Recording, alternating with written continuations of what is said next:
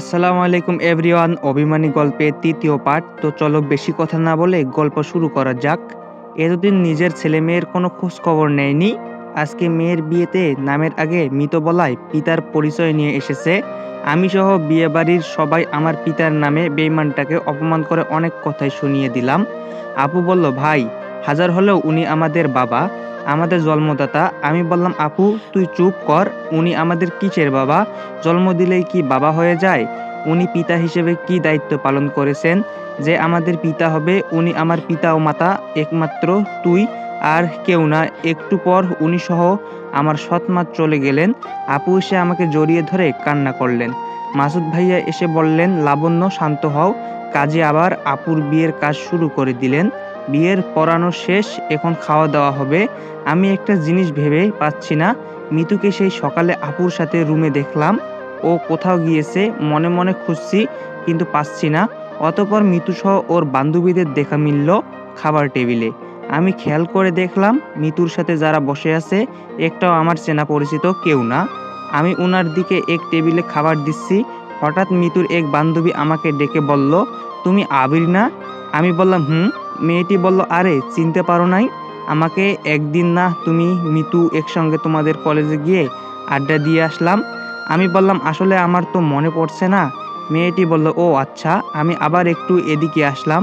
মেয়েটি বলল, কি রে মিতু, আবিরের সাথে কথা বললি না যে? ও না তোর বেস্ট ফ্রেন্ড? ঝগড়া করছিস নাকি? মিতু না বলে খেতে থাকলো। মেয়েটি বলল, মিতু একটা কথা বলবো তোকে। মেয়েটি বলল, দেখ, আবির আগে কত খ্যাত ছিল, এখন অনেক স্মার্ট হয়েছে, তাই না? মিতু বলল, কেন, তোর কি পছন্দ হয়েছে? আবিরকে ডাক দিয়ে বলবো যে তুই প্রেম করবি ওর সাথে? মেয়েটি বলল, আরে না, এগুলো কি বলিস? মিতু বলল, তাহলে চুপ করে খা। খাওয়া দাওয়া শেষ করে আপু, এখন মাসুদ ভাইয়াকে বাসায় নিয়ে যাওয়ার পালা। আমি শুধু ভাবছি, আমি এখন বাসায় গিয়ে কি করব? কার সাথে গল্প করব? একা একা কিভাবে থাকবো? আমায় কে রান্না করে খাওয়াবে? কিছু না হতেই কে এসে ভাই করে ডাকবে? আপু অনেক কান্না করলেন, কিন্তু আমি চাইলেও আপুর মতো করে চিৎকার করে কাঁদতে পারিলাম না। শুধু দু চোখ বেয়ে জল বেয়ে পড়ল। আমি আপুকে বিদায় দিলাম। একে একে সবাই হোটেল থেকে বিদায় নিল।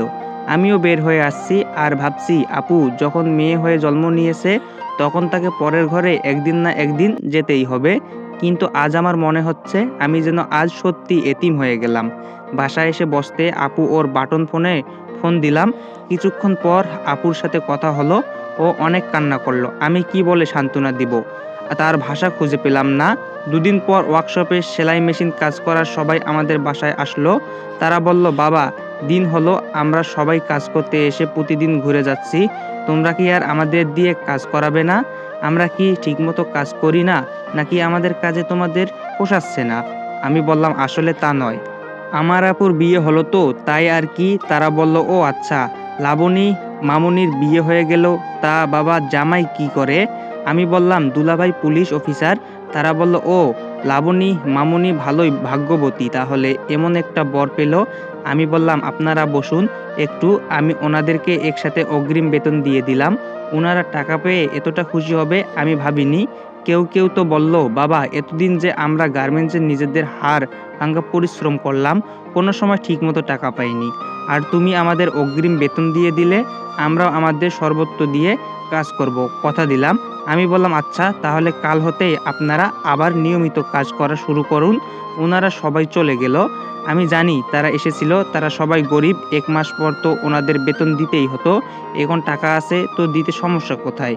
তাই দিয়ে দিলাম। এতে ওনারা কাজ করতে ভালো উৎসাহিত হবেন।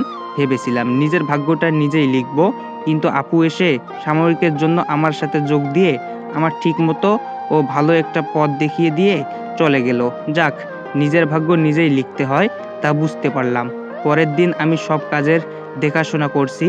আপু ফোন দিয়ে বলল, ভাই আজ 4 দিন হলো তোর সাথে দেখা হয়নি, আয় না আজকে আমাদের বাসায়, অনেক কাজ, না হলে আমি যেতাম। ভাই আমি বললাম, আচ্ছা আমি তাহলে বিকালে যাব। আমার যাওয়া কথা শুনে আপু অনেক খুশি হলো। বিকেলে আপুর বাসায় চলে গেলাম। আপুর রুমে যেতেই দেখলাম মিতু আর আপু বসে টিভি দেখছে। আমাকে দেখে মিতু তাড়াহুড়ো করে চলে গেল। মিতুকে চলে যাওয়া দেখে আমি বললাম, রাগলে অনেক সুন্দর লাগে। ও দাঁড়িয়ে গিয়ে কিছু বলতে যাবে কি, আমি আপুর হাতে মিষ্টি দিয়ে বললাম, আপু নে, এগুলো রাখ। আপু বলল, ভাই বস তুই একটু। পরেই আপু আমাকে খাবারের টেবিলে নিয়ে গেল। আমি টেবিলে গিয়ে তাকিয়ে ভাবছি এই বাড়িতে শুধু দুইটা কাজের মানুষ, মাসুদ ভাইয়া, মিতু আপু আর ওনার বৃদ্ধ বাবা আছেন। তাহলে টেবিলে এত রকমের খাবার কেন? আপু বলল, কি হলো বস? আমি খাবার টেবিলে বসতে ভাবি অনেক খিদে পেয়েছে, খেতে দাও। বলতে বলতে মিতু আসলো। ও আমাকে দেখে আবার ঘুরপাক খেয়ে চলে যাবে। কি আপু বলল, কোথায় যাচ্ছ? এসো, খাবে না? মিতু বলল, পরে খাবো, আমার রুমে খাবার দিয়ে রেখো। মুখটা বাঁকা করে চলে গেল। আমি বললাম, দেখছিস আপু তোর ননদটা কেমন দেমাগি। আমি খেতে বসছি দেখে ও খেতে এসলো, চলে গেল। আপু বলল, ওর কথা বাদ দে, তুই খা। আপু আমাকে অনেক রকমের খাবার দিল, যেগুলো আমার আজ অবধি খাওয়া হয়নি। খাবার মুখে দিয়েই মনের অজান্তে চোখ দিয়ে জল আসলো। আপুকে লুকিয়ে চোখের জল মুছিয়ে বললাম, আপু রান্না অনেক স্বাদ হয়েছে। আপু বলল, তাই ভাই, খা, তুই যত ইচ্ছে খা। শেষে ভাবছি আসলে আমার আপু অনেক ভাগ্যবতী, তাই হয়তো এমন একটা বাড়ির বউ হতে পেরেছে। খাওয়া দাওয়া শেষ করে আপুর রুমে গিয়ে টিভি দেখছি। একটু পর আপু আসলো, টিভির রিমোটটা নিয়ে সিরিয়াল দিল। আমি বললাম, কি আপু তুই এই 4 দিনে সিরিয়াল দেখা শুরু করে দিয়েছিস? আপু বলল, আসলে ভাই আমি না, মিতু প্রতিদিন এসে আমার সাথে বসে সিরিয়াল দেখতো, ওর সাথে সাথে আমি একটু দেখতাম আর কি। আমি বললাম, ও আচ্ছা, তা আসছে না কেন? আপু বলল, আসবে কি করে, তুই আসিস যে। শোন না, মিতু না আমার উপর অনেক খুশি হয়েছে। আমি বললাম, কেন? আপু বলল, ওই যে অপু কেমন তা ও আমার জন্যই বুঝতে পেরেছে। ও একটু রাগী হলেও ওর মনটা অনেক ভালো রে। ভাই জানিস না সারাদিন আমার সাথে কত মজা করে। তোর ভাই অনেক রাতে বাসায় ফিরে, ততক্ষণ আমার কাছে এসে বসে থাকে। ওর মনটা না অনেক ভালো। আমি আপুর দিকে তাকিয়ে মনে মনে বলছি, আপু তুমি তো মাত্র কয়েকদিন হলো ওকে চিনেছো, আর আমার তো ওর সাথে কতদিনের সম্পর্ক। কিন্তু আপু হঠাৎ করে মিতুর গুণগান নিয়ে পড়লো কেন? আমি যে মিতুকে পছন্দ করি তাও জানতে পেরে গেছে নাকি? সিরিয়াল দেখা শেষে আপু বলল, ভাই যাই মিতুর ওর রুমে খাবারটা দিয়ে আসি, তুই বস। আপু খাবার দিয়ে আসলে জানতে চাইলাম, মাসুদ ভাই কখন আসবে? বলল, ওর আসতে রাত হবে, চল পাশের রুমে তোর থাকার ব্যবস্থা করে আসে। আমি আপুর সাথে গিয়ে শুয়ে পড়লাম। আপু চলে গেল। শুয়ে শুয়ে বলছি, মিসেস স্মিথ তুমি যতই আমার থেকে দূরে থেকো, থাকার চেষ্টা করো না কেন, এবার থেকে 2 দিন পর পর এই বাসায় আসবো আর তোমাকে চালাবো, দেখি তুমি কি করো। এই বাসায় আসার অধিকার এখন আমি পেয়ে গিয়েছি। একটু পর বাইরে মাসুদ ভাইয়ার গাড়ির শব্দ পেলাম। ভাই হয়তো এসে গেছে। আমি পাশের রুমে শুয়ে শুনছি ভাই আপুকে বলছে, কই তোমার ভাইকে যে ফোন করে সকালে আসতে বললে, ও আসে নাই? আপু বলল, এসেছে। মাসুদ ভাই বলল, কোথায়, ডাকো। শালাবাবু প্রথম আসলো বাসায়, একটু গল্প করি বসে। আপু বলল, ও পাশের রুমে ঘুমাচ্ছে। মাসুদ ভাই বলল, ও ঘুমিয়ে গিয়েছে নাকি, তাহলে ডেকো না। আপু বলল, না ঘুমায়নি, তোমার জন্য বসে থেকে এই মাত্র গেল। ভাইয়া আমাকে শালাবাবু বলে ডাকলে আমি উঠে গেলাম, কিন্তু কথাবার্তা বলার পর উনি বললেন, কালকে তোমার দুজন আমার সাথে একটু থানায় যেও, তোমাদের আব্বু জেলে।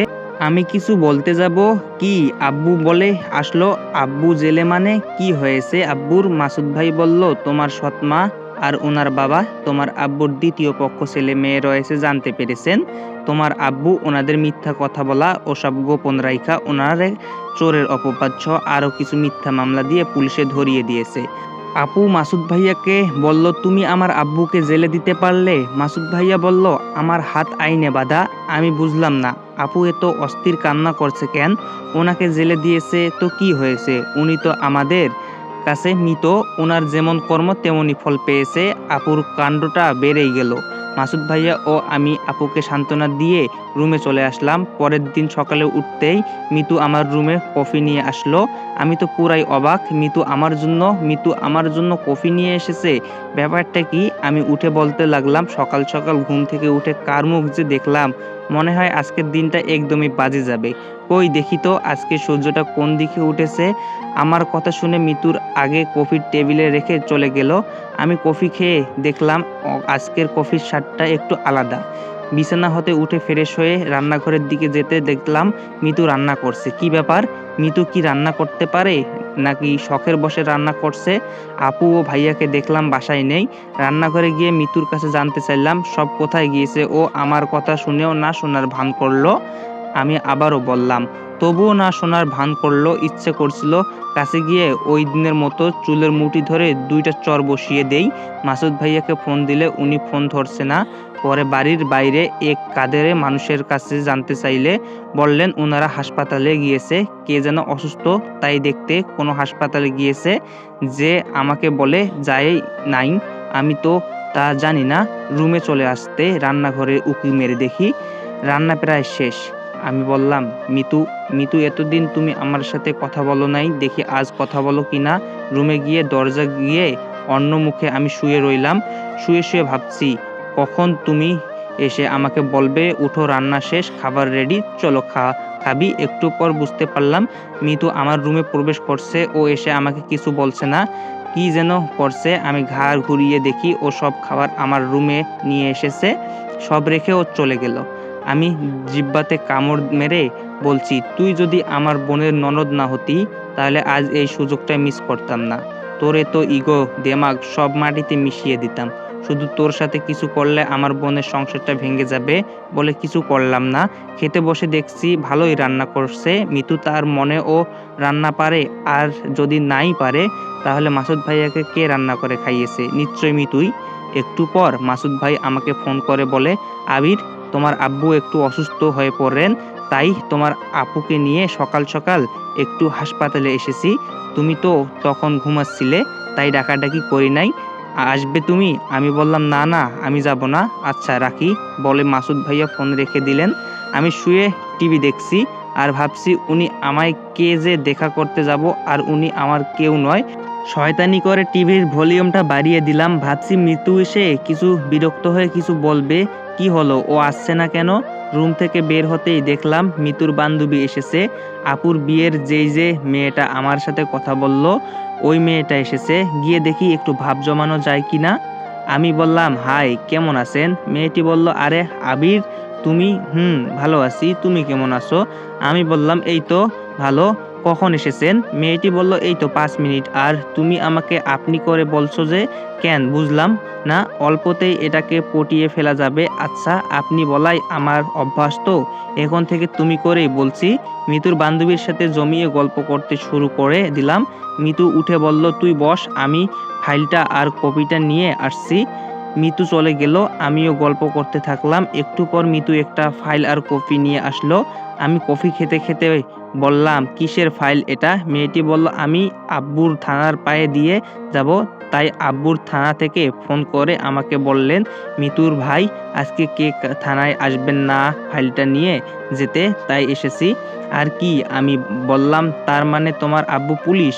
মেয়েটি বলল, আব্বু থানার এসআই। আমি কপি হাতে উঠে আসতে ওর বান্ধবী বলল, কি হলো, কোথায় যাচ্ছেন? আমি বললাম, না, আসলে আমার একটু কাজ আছে। আর কি? উঠে আসতেই মিতু মুচকি হাসি দিল। ও হয়তো বিষয়টা বুঝতে পেরে মনে মনে বলছে, এখন উঠে পালাচ্ছিস কেন?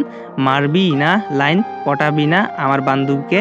আমি রুমে এসে কফি খাচ্ছি আর ভাবছি, তার মানে মিতুর ভাইকে মিতুর বান্ধবীর বাবাই ওই দিন আমায় অ্যারেস্ট করতে বলেছিল। ভাগ্যিস আমি বেশি রেগাইনি, তার আগেই সব জানতে পেরে গিয়েছি। একটু পর আপু আসলো। আপুর মনটা খারাপ, তাই অন্য কিছু না বলেই বললাম, আপু, আমি বাসায় চলে যাব। আপু কিছু বলার আগেই মিতুর বান্ধবী বলল, চলুন আমি আপনাকে বাসায় গাড়িতে ড্রপ করে দিয়ে আসি। যেই ভয়ে চলে যেতে চাচ্ছি সেই ভয়টাই আবার আমার সাথে যাবে বলছে। আপু বলল, আজকে রাতটা থেকে যা, কাল সকালে যাস। তোর ভাই বিকেলে একটু ঘুরতে নিয়ে যাবে। আমি ওকে বলে রুমে চলে গেলাম। বিকেলে ভাইয়া আপু মিলে অনেক ঘোরাঘুরি করলাম। মাসুদ ভাইয়া বেশ কিছু আমাকে শপিং করে দিলেন। উনি বললেন, তোমার বাসায় যাও, আমার একটু থানায় কাজ আছে। আমি আর আপু চলে আসলাম। কিছুক্ষণ পর আপু এসে আমাকে খাবারের জন্য ডেকে নিয়ে গেল। আমাকে খেতে দিয়ে বলল, ভাই তুই খা। আমি মিতুকে ডাকি, ও দেখছে কিনা আপু চলে গেল। একটু পর আপু এসে বলল, ভাই মাথা মনে হয় 100 ডিগ্রি গরম, চোখে জল আর রাগে কটমট করছে মহারানীর। আমি বললাম, কেন আপু, কি হয়েছে? আপু বলল, ওই যে আমি তুই আর তোর ভাই ঘুরতে গেলাম, মিতুকে নিয়ে বলি নাই ওর সাথে নিয়ে যাই নাই, তাই মনে হয়। আমার খাওয়ার প্রায় শেষের দিকে দেখলাম মিতু এসে খেতে বসে আসলো। আপু কিছু দিতে গেলে বলে, উঠোনে আমার হাত আছে, আমি নিয়ে খেতে পারি। আপু আমার দিকে তাকিয়ে মুচকি হাসি দিল। আমিও বুঝলাম মিতুর মনটা আজ বেশ গরম। অনেক কিছু বলা যাবে না। খাওয়া দাওয়া শেষ, আপুর সাথে বসে টিভি দেখছি আর গল্প করছি। একটু রাত হয়ে গেল, আমি আমার রুমে ঘুমাতে চলে আসলাম। শুয়ে ঘুমিয়ে পড়লাম। মাঝরাতে একটু একটু বুঝতে পারছি আমার বুকের উপর বারবার কে যেন হাত রাখছে। আমি ঘুমের ঘোরে সরিয়ে দিচ্ছি, তবুও আবার হাত দিচ্ছে। আমার ঘুম ভেঙে গেল। পাশে কেউ আছে কিনা হাত দিয়ে দেখতে গিয়ে দেখলাম যে যেন শুয়ে আছে। আমি লাফ দিয়ে উঠে টেবিল ল্যাম্পপোস্টটা জ্বালিয়ে দিলাম। এ কি মিতু, তুই? মিতু ওর মুখের হাত দিয়ে বলল, একদম চুপ থাক। আমি বললাম, তুই আমার বিছানায় কেন? মিতু, আর রুমের দরজা তো অফ, কি করে ভিতরে আসলি তুই? মিতু বলল, তোর আগেই এসেছি, আর কিনা এর জন্য এসেছি সেটা এখন বুঝবা তোমাকে। আমি বললাম, দেখ মিতু, তুই যদি ভাবি যে আমার রুমে এসে উল্টাপাল্টা কিছু করে তোর ভাই ও আপুর কাছে আমাকে খারাপ বানাবি, তাহলে তুই চরম ভুল করবি। কেননা এটা আমার থাকার রুম, আর ওনারা কিছুই বিশ্বাস করে না, বরং উল্টো তোকেই খারাপ ভাববে। মিতু আমার কথা শুনে হেসে দিল। আমি অবাক হয়ে ওর দিকে চেয়ে রইলাম। মিতু বলল, মাত্র দুদিন কথা বলেই তুই আমার বান্ধবীটাকে পটিয়ে ফেলেছিস। ও তোকে ভালোবেসে ফেলেছে। সন্ধ্যায় আমাকে ফোন করে তোর নাম্বারটা চাইলো, তাই ভাবলাম নিজের হাতের কাছেই পড়ে আছে একটা অমূল্য কিছু, আমি তার কদর না বুঝে তাকে দূরে সরিয়ে দিয়েছি। আর না, আজ আমি তোকে আপন করে নিব। মিতুর কথা শুনে আমি একটু হাসি দিয়ে মনে মনে বলছি যে আমার মূল্যটা এতদিন বুঝে নাই, তার সঙ্গে জীবন আমি আর করব না। মাত্র দুদিনেই যে আমার বিষয়ে সবটা না জেনে যে আমাকে ভালোবেসেছে, তার ভালোবাসাটাই আমি গ্রহণ করেছি, নিব। মিতু বলল, তুই হাসিস কেন? আমি বললাম, এমনি। মিতু বলল, আচ্ছা। মিতু আমার আরো কাছে আসতে থাকলো। আমি বললাম, দেখ মিতু, আর কাছে আসার চেষ্টা করবি না, নইলে আমি ভাইয়া আপুকে ডাক দিব। ও কিছু না শুনে আমার কাছে আসতে থাকলো। আমিও কি করব বুঝতে পারছিলাম না। তাই আজকে আবারও তো এভরিওয়ান কন্ট্রোল, আজকের জন্য এতটুকুই। তো নেক্সট পার্টের জন্য অপেক্ষা করুন। তো নেক্সট পার্ট আরো চমৎকার হবে, হয়তোবা তোমরা গল্প শুনে বুঝা গেছো। তো সবাই যারা যারা এখনো লাইক, কমেন্ট, শেয়ার এন্ড চ্যানেলটা সাবস্ক্রাইব করো নাই, অবশ্যই চ্যানেলটা সাবস্ক্রাইব করে দেন, আর বেল আইকনটা বাজায় দিতে একদমই ভুলবেন না। ভালো থাকেন, সুস্থ থাকেন, খোদা হাফেজ।